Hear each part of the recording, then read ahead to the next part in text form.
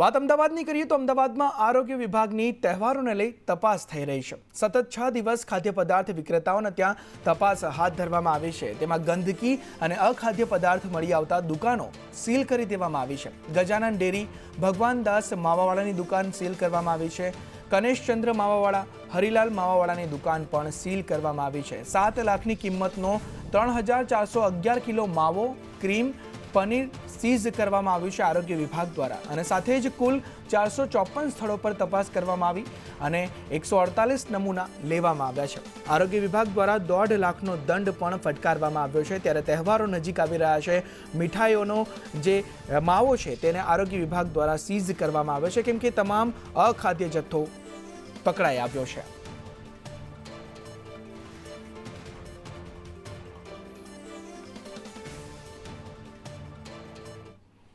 આ તરફ જૂનાગઢમાં ગેરકાયદે બાંધકામ તોડી પાડવામાં આવ્યા છે। અસામાજિક તત્વોએ કરેલા દબાણ હટાવી દેવામાં આવ્યા છે। સરકારી જમીનમાં તે દબાણ કરવામાં આવ્યું હતું। અસામાજિક તત્વો દ્વારા ₹3 કરોડની જમીન ખુલ્લી કરાવતું તંત્ર અહીં જોવા મળી રહ્યું છે। ચુસ્ત પોલીસ બંદોબસ્ત વચ્ચે આ કાર્યવાહી કરીને સરકારી જમીન ખુલ્લી કરવામાં આવી છે।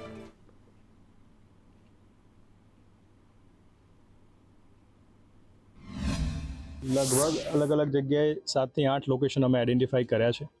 એ લોકોને જે દબાણ બાબતની જે કાર્યવાહી છે એ આમ તો અમે જુલાઈ 2025થી શરૂ કરી હતી। એના માટેની જરૂરી અમને નોટિસ આપી હતી, પૂરતી તક પણ આપણે આપી હતી અને ત્યારબાદ એનો હુકમ પણ કરવામાં આવ્યો હતો લેન્ડ રેવન્યુ કોડની કલમ 61 હેઠળ।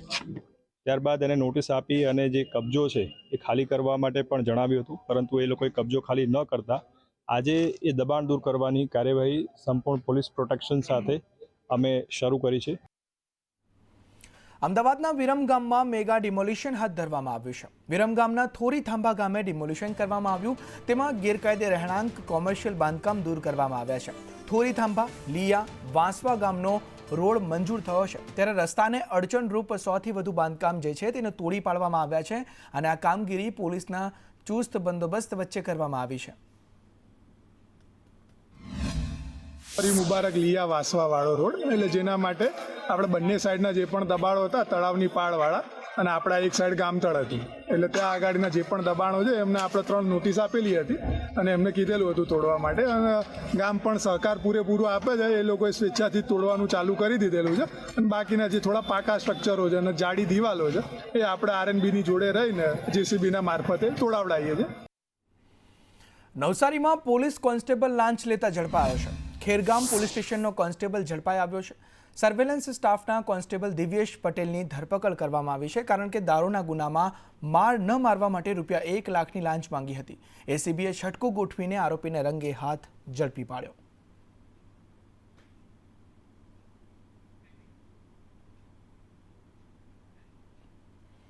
વડોદરામાં આંગણવાડી કાર્યકરોએ વિરોધ રેલી યોજી। મોટી સંખ્યામાં આંગણવાડી બહેનો રેલીમાં જોડાઈ। ગુજરાત આંગણવાડી કર્મચારી સંગઠન દ્વારા રેલીનું આયોજન કરવામાં આવ્યું। 3-4 વર્ગનું લઘુત્તમ વેતન ન મળતું હોવાનો દાવો કરવામાં આવ્યો છે। દિવાળી બોનસ પણ ન અપાતું હોવાનો આક્ષેપ કરાયો છે। ત્યારે નવા મોબાઈલ પણ ન આપ્યાનો આક્ષેપ બહેનો દ્વારા કરવામાં આવ્યો છે અને પડતર માંગણીઓ ન સંતોષાય તો આંદોલનની ચીમકી પણ આંગણવાડી કાર્યકરો દ્વારા કરવામાં આવી છે। લઘુત્તમ વેતન હજુ અમને આપ્યું નથી કશું પણ, અને અમારું જે ઇન્સ્ટેટિવ છે તે પણ ખાલી 6 મહિનાનું જ ફક્ત આલ્યું છે। બિલો નહીં આલ્યા, 2 મહિનાથી ગેસ બિલ નહીં આલ્યા, કશું જ નહીં। આટલી મોંઘવારીને એ લોકો અમને પૈસા નહીં આલે તો પછી અમારું ઘર કેવી રીતે ચાલશે? એવું સરકાર સહેજ પણ અમારા વિશે સહેજ પણ નથી વિચારતા। આ જે બહેનો એકત્રિત થયા છે આજે વડોદરા જિલ્લાની અંદર 4 જિલ્લાના બહેનો છે। અમારી જોન રેલી છે આજે ગુજરાત આંગણવાડી કર્મચારી સંગઠન તરફથી। હું મહામંત્રી કૈલાસબેન રોહિત છું।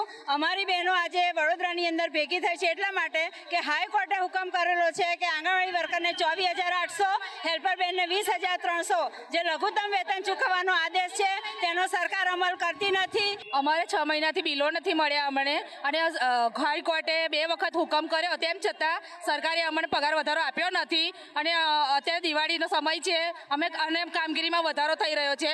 જેમ જેમ સમય જાય છે એમ કામગીરીમાં વધારો, અને એ પ્રમાણે 10,000 પગાર આવે છે અમારે। હવે એટલામાં મોંઘવારીમાં અમારું કેવી રીતે પૂરું થાય? બોનસ નહીં, કશું નહીં। 1.5 વર્ષથી ઇન્સેન્ટિવ પણ મળ્યું નથી અમારે મોબાઈલમાં કામગીરી કરીએ છીએ।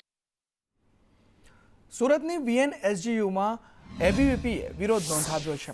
એક્સટર્નલ પરીક્ષાને લઈ એબીવીપી દ્વારા આ વિરોધ કરવામાં આવ્યો છે. યુનિવર્સિટીમાં એક્સટર્નલ પરીક્ષા બંધ કરી દેવાતા વિરોધ નોંધાવ્યો છે. કોઈ નિરાકરણ ન આવતા એબીવીપીએ આ વિરોધ કર્યો હતો. વિદ્યાર્થીઓને ભણવા ન દેવા માંગતા હોવાનો પણ આક્ષેપ કરવામાં આવ્યો છે અને જેને લઈ એબીવીપી દ્વારા વિરોધ નોંધાવવામાં આવ્યો. યુનિવર્સિટી આ વર્ષે એવો પરિપત્ર બહાર પાડ્યો કે આ વર્ષથી યુનિવર્સિટીની અંદર તમામ એક્સટર્નલ કોર્સ બંધ કરવામાં આવે છે. તો આ એક વિદ્યાર્થી માટે એક શિક્ષણ જગત માટે એક નિંદનીય ઘટના કહેવાય, નિંદનીય ઘટના છે. જેના કારણે આમાં વિદ્યાર્થીઓ પણ એક ભયના માહોલમાં છે કે અમે એક્સટર્નલ કોર્સ કરવા માંગે છતાં બી અમારે એડમિશન નથી આપતા. તો આના કારણે વિદ્યાર્થીઓને પરાણે પછી રેગ્યુલર એડમિશન લેવા પડે. તો આ રેગ્યુલર એડમિશનમાં વિદ્યાર્થીઓને ફી બી વધારે ભરવી પડે. પીજીવીસીએલના કર્મચારીએ પોરબંદરના મોઢવાડા ગામે રહેતા ખેડૂત સામે ફરજમાં રૂકાવટની ફરિયાદ નોંધાવી હતી, જેને લઈ પોલીસે ખેડૂતની ધરપકડ કરતા બરડા પંથકના ખેડૂતોમાં ભારે રોષ ફેલાયો અને મોટી સંખ્યામાં ખેડૂતો બગબદર પોલીસ મથકે એકત્રિત થઈ ગયા હતા. ખેડૂત આગેવાન જીબીની અંદર વાયરની અરજી કરવાની હતી કે વાયર એલડીની અંદર જે આઈડિયા હતા એ નાખવાનું કીધું એને, અને એ વાયર માટે ઉપરથી જે કંઈ રાજકીય દબાવ હોય કે જીબી તરફથી દબાણ હોય, જો અરજી કરવા માટે રાતે 1:30 વાગે ઉપાડી શકતા હોય તો આ ગેરકાયદેસર વસ્તુ છે. કારણ કે સારો વ્યક્તિ કોઈ સારા કામ કરવાથી જ માણસ પાછળ જ છે. એટલે આના વગર જીબીની કોઈ વાયર બદલાવતા નથી, ફોન ઉપાડતા નથી, મનમાની કરી અને દરેક ખેડૂત દુઃખી છે. એક ક્યારામાં 4 વાર પાણી વારવું પડે. એટલે આવી જો તકલીફમાં જો આવા વ્યક્તિને હેરાન કરતા હોય, આજે ઠીક છે ખેડૂત ભેગા થયા એટલે આનું સોલ્યુશન નીકળ્યું. બગબદર પોસ્ટ ખાતેના મોઢવાડા ગામે વીજ ચેકિંગની કાર્યવાહી હાથ ધરવામાં આવેલ, જેમાં હિતેશ મોઢવાડિયા દ્વારા લોકોના ટોળા ભેગા કરી અને વીજ ચેકિંગની કામગીરીમાં અવરોધ કરેલ, જે બાબતે બગબદર પોલીસ સ્ટેશન ખાતે ગુનો દાખલ કરવામાં આવેલ, જે અંતર્ગત હિતેશ મોઢવાડિયાની અટક કરવામાં આવેલ છે અને આગળની તપાસની કાર્યવાહી ચાલુ છે. સુરતના પાંડેસરામાંથી નકલી નોટો ઝડપાઈ છે. 500ના દરની 3, 200ના દરની 3 નોટ જપ્ત કરવામાં આવી છે. 100 રૂપિયાના દરની 6 નોટ જપ્ત કરવામાં આવી છે. પ્રિન્ટર, પેપર, કલર સહિત ₹40,000નો સામાન પણ જપ્ત કરવામાં આવ્યો છે. આરોપી ઘરમાં જ નકલી ચલણી નોટ છાપતા હતા. આરોપી તહેવારમાં નોટ વટાવવાની ફિરાકમાં હતા, ત્યારે પોલીસે નકલી નોટો સાથે 3 આરોપીને પણ ઝડપી પાડ્યા છે.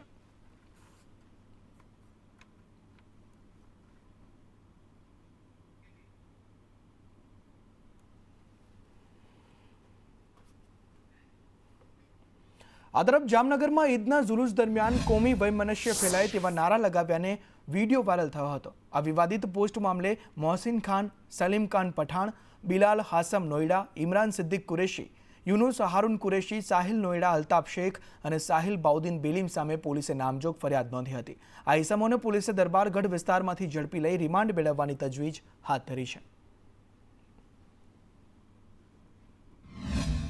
કેટલાક અસામાજિક તત્વો દ્વારા સર તન સે જુદા આ પ્રકારના નારા લગાવવામાં આવ્યા હતા, જે બાબતનો વિડીયો સોશિયલ મીડિયામાં, ઇન્સ્ટાગ્રામ અને ફેસબુક ઉપર જોવા મળતા, જે બાબતે સિટી ડિવિઝન પોલીસ સ્ટેશન દ્વારા એ વિડીયોની ખરાઈ કરી અને વિડીયોમાં જે લોકો દેખાતા હોય એ તમામ લોકોના એમાંથી 7 લોકોને આઈડેન્ટિફાઈ કરવામાં આવ્યા છે અને તેમના વિરુદ્ધ ભારતીય ન્યાય સંહિતાની કલમ 196(1)AB તેમજ 353(1)B અને 351(3) મુજબનો એફઆઈઆર દાખલ કરવામાં આવેલી છે. અને જે આ વિડીયોમાં જે 7 આરોપીઓ દેખાય છે તેમના અટક કરી અને તેમને આગળ પોલીસ રિમાન્ડની કાર્યવાહી અને ઇન્વેસ્ટિગેશનની કાર્યવાહી હાલ ચાલુ છે. તો જામનગરમાં સોશિયલ મીડિયામાં વિવાદિત પોસ્ટ મામલે કાર્યવાહી કરવામાં આવી છે. પોલીસે વિવાદિત પોસ્ટને લઈ 7ની ધરપકડ કરી છે. ઈદે મિલાદના જુલુસ દરમિયાન પોસ્ટ મૂકવામાં આવી હતી. મારી નાખવાની ધમકી આપનાર 7ની ધરપકડ કરવામાં આવી. વિવાદિત નારા લગાવી સોશિયલ મીડિયામાં અપલોડ પણ કર્યા હતા.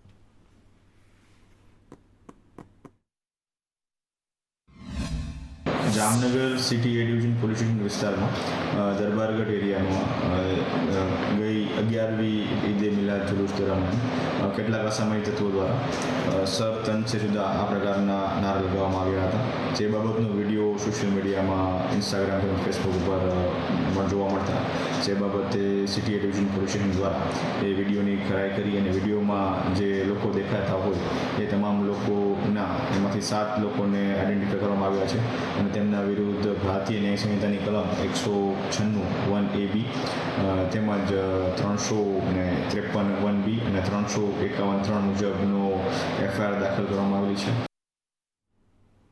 આ તરફ સુરેન્દ્રનગરના ચોટીલામાંથી બાયોડીઝલનો જથ્થો ઝડપાયો છે. હાઈવે પર આવેલી હોટલમાં ગેરકાયદે વેચાણ થતું હતું. પ્રાંત અધિકારીએ રેડ પાડી 43,250 લીટર જથ્થો ઝડપી પાડ્યો છે. 70 લાખથી વધુનો મુદ્દામાલ પણ જપ્ત કરવામાં આવ્યો છે. હોટલના રસોડામાં ચોરખાનું બનાવી જથ્થો ત્યાં સંતાડ્યો હતો. ચોટીલા હાઈવે ઉપર નાની મોરડી પાસે આવેલ 2 હોટલ, જેમાં હોટલ યુપી બિહાર પંજાબી ઢાબા અને યુપી બિહાર દરભંગા, આ બંને હોટલ ઉપર રાત્રે 12 વાગે આકસ્મિક રેડ પાડવામાં આવેલી હતી. આ રેડમાં દરમિયાન બંને હોટલમાંથી 3 શંકાસ્પદ જ્વલનશીલ પદાર્થ એટલે કે બાયોડીઝલ એ ટાંકા ભરેલા મળી આવેલ છે. એક ટાંકો નતો મળી આવતો, પણ સવારે જેસીબી લાવી અને એને પણ શોધી લેવામાં આવેલ છે. આ તરફ થરાદમાં તલાટી કમ મંત્રીની દાદાગીરી સામે આવી છે. અરજદાર સાથે તલાટી કમ મંત્રીએ ઝપાઝપી કરી. અરજદાર સાથે ઝપાઝપીનો વિડીયો સામે આવ્યો છે. જન્મનો દાખલો ખોટો આપતા અરજદારે આરટીઆઈ કરી. ત્યારે આરટીઆઈ કરી માહિતી માંગતા તલાટી કમ મંત્રી બગડ્યા. સમગ્ર ઘટનાનો વિડીયો વાયરલ થઈ રહ્યો છે.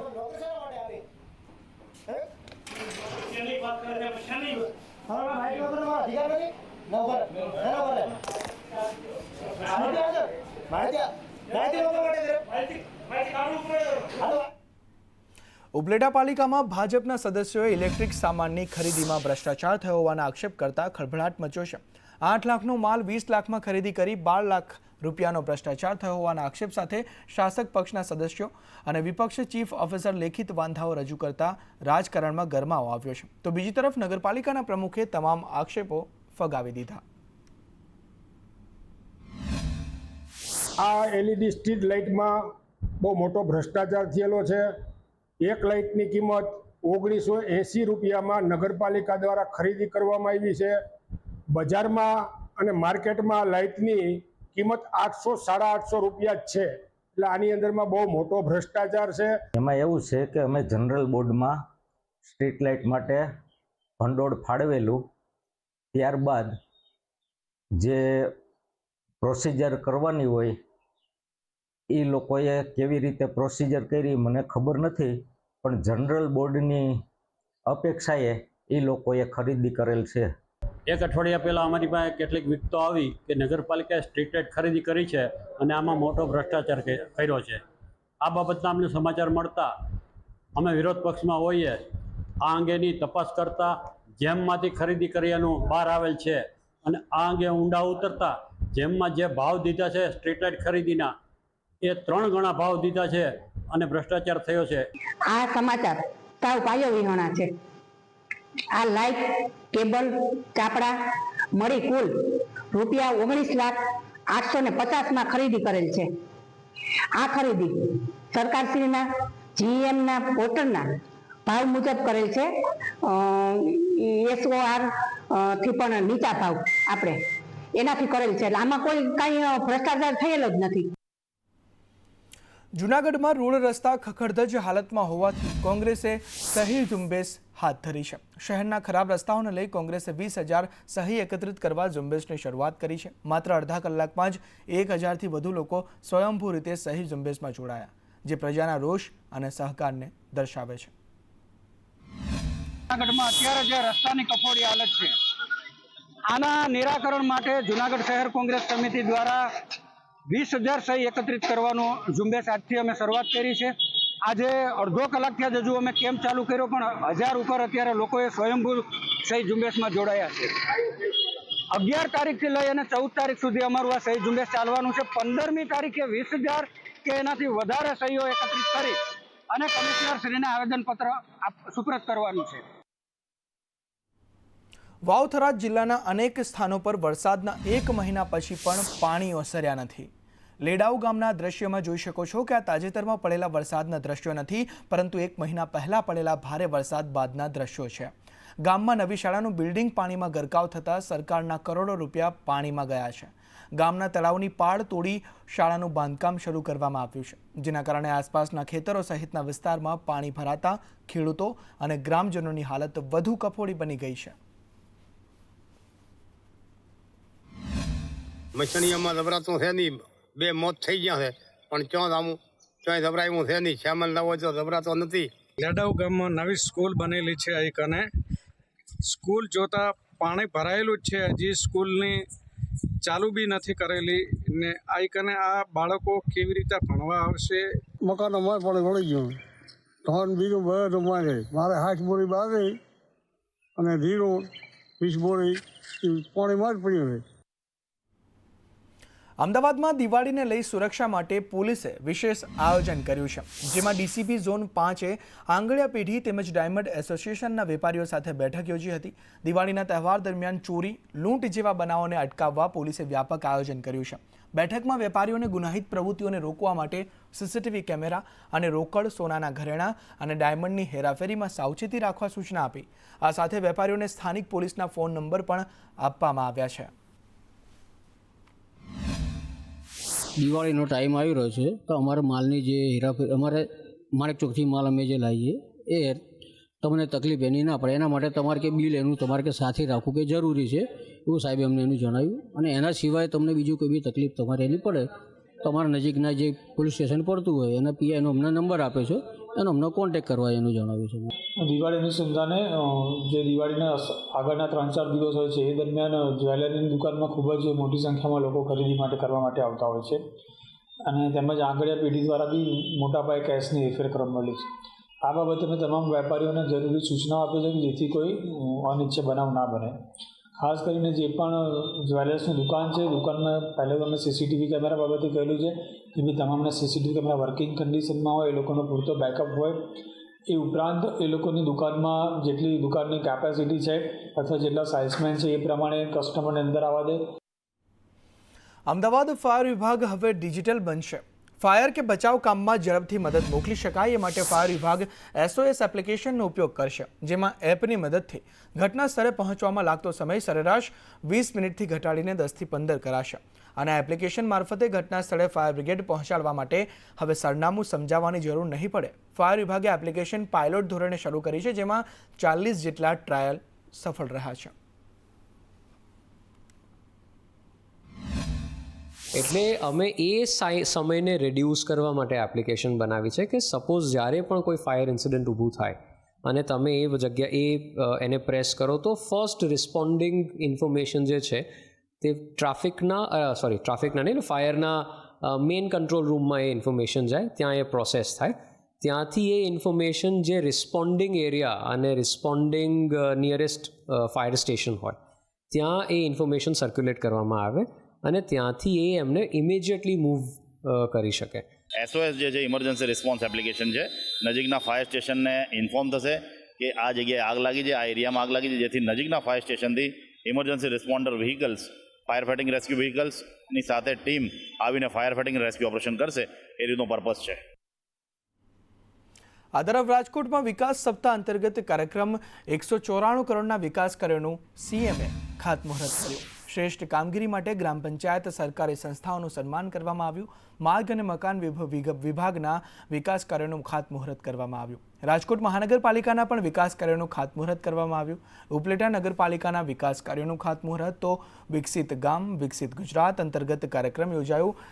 અને CM ભૂપેન્દ્ર પટેલે કાર્યક્રમમાં કહ્યું કે PM ખેડૂતોને દર 3 મહિને હપ્તો આપે છે. ક્વોલિટીવાળા અને લોકોને વિશ્વાસમાં લઈ કામ કરીએ છીએ. મોદી સરકાર છેવાડાના માનવી માટે પણ કામ કરી રહી છે. ભારતમાં બનેલા રમકડા 143 દેશમાં એક્સપોર્ટ થાય છે. CMના હસ્તે 4 કરોડથી વધુના ચેક વિતરણ કરવામાં આવ્યા છે.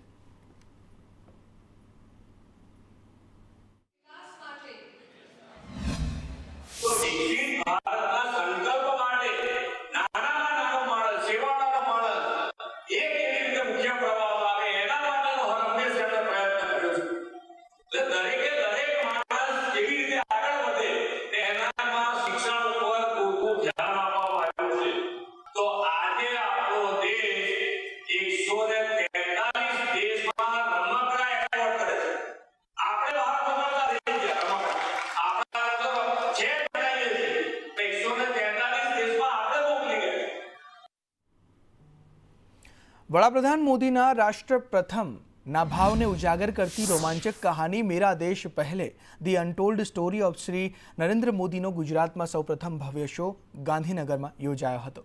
વડાપ્રધાન મોદીની જન્મભૂમિ વડનગર, જ્યાંથી તેમની પ્રેરણાદાયી જીવનયાત્રા શરૂ થઈ અને હવે દેશના વડાપ્રધાન તરીકે તેમણે ભારતને વિશ્વ ગૌરવ અપાવ્યું, ત્યાં સુધીની સંપૂર્ણ પ્રેરણાદાયી જીવનયાત્રાને દર્શાવવામાં આવી હતી. મનોજ મુંતશીર દ્વારા લેખિત નિર્મિત આ શોમાં અભિનેતા અક્ષય કુમાર સહિત 200થી વધુ કલાકારોએ સ્ટેજ પર અભિનયનો જાદુ પાથર્યો હતો.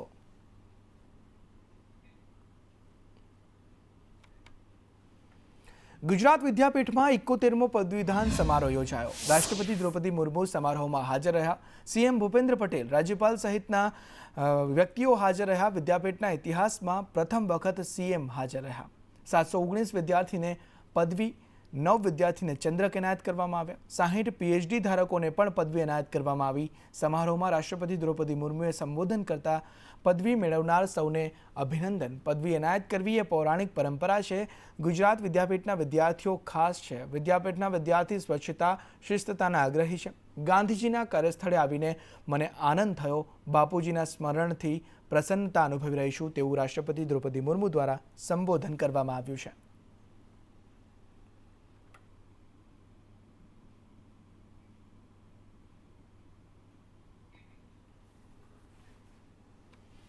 સુપ્રસિદ્ધ યાત્રાધામ સાળંગપુર ખાતે કષ્ટભંજન દેવ હનુમાનજી મંદિરનો આજે 177મી પાટોત્સવની ઉજવણી કરવામાં આવી, જેમાં દાદાને વિશેષ અભિષેક, પૂજન અને યજ્ઞનું આયોજન કરવામાં આવ્યું હતું. તેમજ 3 દિવસ ત્રિદિવસીય હનુમાન દાદાની કથાનું આયોજન કરવામાં આવ્યું છે. સરસ ઉત્સાહ છે. એકચ્યુઅલી આમ એવું કહીએ તો આમ દાદાના સાનિધ્યમાં ત્યાં અંદર જઈને બહુ સારું લાગે છે અને એક આખો અલગ જ એક્સપિરિયન્સ છે. એમ અત્યારે દાદાના દર્શન થઈ ગયા છે અને દાદાના દર્શન કરીને બહુ સારું એવો અનુભવ રહ્યો. આ મારું હેપી પ્લેસ છે. લાઈક હું આ પાટોત્સવમાં વર્ષોથી આવું છું. બેસતા વર્ષના દિવસથી રાજ્યમાં વાતાવરણમાં ફેરફાર થાય તેવી આગાહી હવામાન નિષ્ણાંત અંબાલાલ પટેલે કરી છે. રાજ્યમાંથી ચોમાસાએ વિધિવત રીતે વિદાય લઈ લીધી છે. ત્યારે હવામાન નિષ્ણાંત અંબાલાલ પટેલે આગાહી કરી છે કે રાજ્યના વાતાવરણમાં ફરી એકવાર પલટો આવશે. 13 થી 17 ઓક્ટોબર દરમિયાન વાદળછાયું વાતાવરણ રહેશે. આ સાથે જ ગુજરાતમાં વાદળછાયા વાતાવરણ વચ્ચે માવઠાની શક્યતાઓ પણ વ્યક્ત કરવામાં આવી રહી છે. ધીરે ધીરે તારીખ 13 થી 16માં વાદળવાળું આવવાની શક્યતા રહેશે. તારીખ 18 ઓક્ટોબરથી 30 ઓક્ટોબર વચ્ચે બંગાળ ઉપસાગરના લો પ્રેશરના કારણે અને અરબ સાગરના ભેજના કારણે ગુજરાતનું હવામાન પ્રભાવિત થશે અને બેસતા વર્ષ શરૂઆતમાં, નવા વર્ષ શરૂઆતથી તારીખ 30 સુધીમાં માવઠું થાય એવી શક્યતા છે. તો 18 થી 30 ઓક્ટોબર વચ્ચે ઉપસાગરમાં લો પ્રેશર થશે, જ્યારે 18 થી 21 ઓક્ટોબર દરમિયાન અરબી સમુદ્રમાં હલનચલન પણ જોવા મળે તેવી આગાહી કરવામાં આવી છે. સુરતના લિંબાયતમાં જૂની અદાવતમાં એક યુવક પર હુમલો કરનાર ગોરખવાગ ગેંગના આરોપીઓની અટકાયત કરી તેમનું સરઘસ કાઢવામાં આવ્યું. સુરતના લિંબાયત વિસ્તારમાં ગુનાખોરીના એક ગંભીર બનાવ બાદ પોલીસના ચુસ્ત પગલાં જોઈ શકાયા છે. સ્થાનિક પોલીસે ગોરખવાગ ગેંગના 2 આરોપીઓએ જૂની અદાવતમાં એક યુવક ઉપર જીવલેણ હુમલો કર્યો હતો. તે મામલામાં બંને આરોપીની ધરપકડ કરી છે. પોલીસ દ્વારા બંનેને પકડીને ઘટના સ્થળે લઈ જઈ ઘટનાનું રિકન્સ્ટ્રક્શન કરવામાં આવ્યું. આ બંને આરોપીઓ વિરુદ્ધ અગાઉથી જ 14 જેટલા ગુનાઓ નોંધાયેલા છે, જે તેમની ગુનાહિત પ્રવૃત્તિઓની ગંભીરતાને દર્શાવે છે. સંજયનગર વિસ્તારના રહીશોમાં આરોપીઓને લઈને ભારે ભયનો માહોલ છે.